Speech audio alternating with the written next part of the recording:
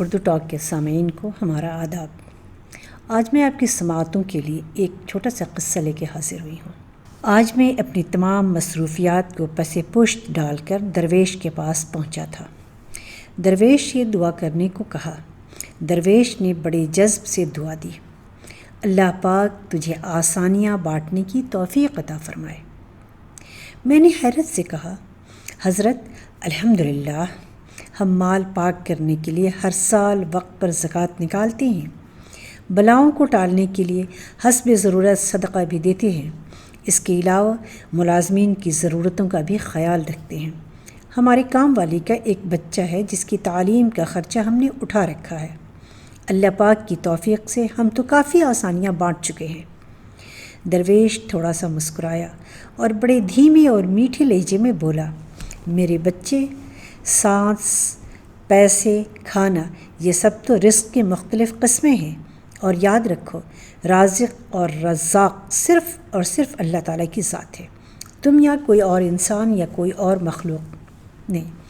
تم جو کر رہے ہو، اگر یہ سب کرنا چھوڑ بھی دو تو اللہ تعالیٰ کی ذات یہ سب فقط ایک ساتھ میں سب کو عطا کر سکتی ہے۔ اگر تم یہ کر رہے ہو تو اپنے اشرف المخلوقات ہونے کی ذمہ داری ادا کر رہے ہو۔ درویش نے نرمی سے میرا ہاتھ اپنے دونوں ہاتھوں میں لیا اور پھر بولا، میرے بچے، آؤ میں تمہیں سمجھاؤں کہ آسانیاں بانٹنا کسے کہتے ہیں۔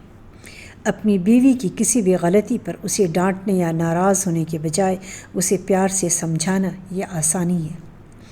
اپنی ضمانت پر کسی بیوہ کی جوان بیٹی کے رشتے کے لیے سنجیدگی سے تگ و دو کرنا آسانی ہے۔ صبح دفتر جاتے ہوئے اپنے بچوں کے ساتھ محلے کے کسی یتیم بچے کو اسکول لے جانے کی ذمہ داری لینا یہ آسانی ہے۔ اگر تم کسی گھر کے داماد یا بہنوئی ہو تو خود کو سسرال میں خاص اور افضل نہ سمجھنا یہ بھی آسانی ہے۔ غصے میں بھپرے کسی آدمی کی کڑوی کسیلی اور غلط بات کو نرمی سے برداشت کرنا یہ بھی آسانی ہے۔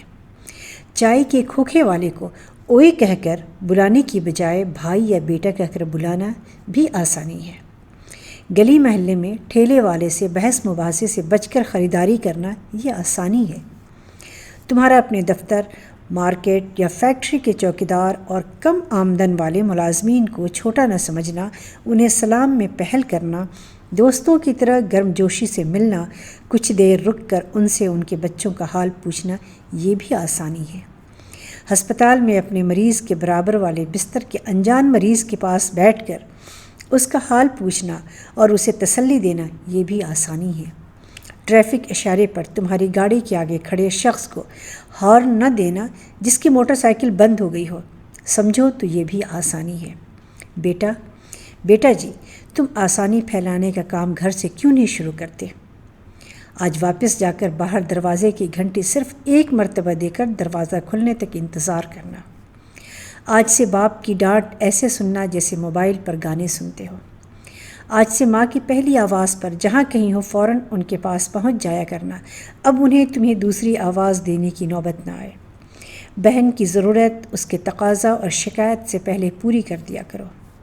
آئندہ سے بیوی کی غلطی پر سب کے سامنے اس کو ڈانٹ ڈپٹ مت کرنا۔ سالن اچھا نہ لگے تو دسترخوان پر حرف شکایت بلند نہ کرنا۔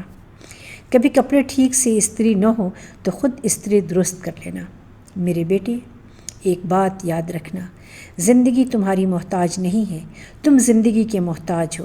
منزل کی فکر چھوڑو، اپنا اور دوسروں کا راستہ آسان بناؤ، انشاءاللہ تعالی منزل خود ہی مل جائے گی۔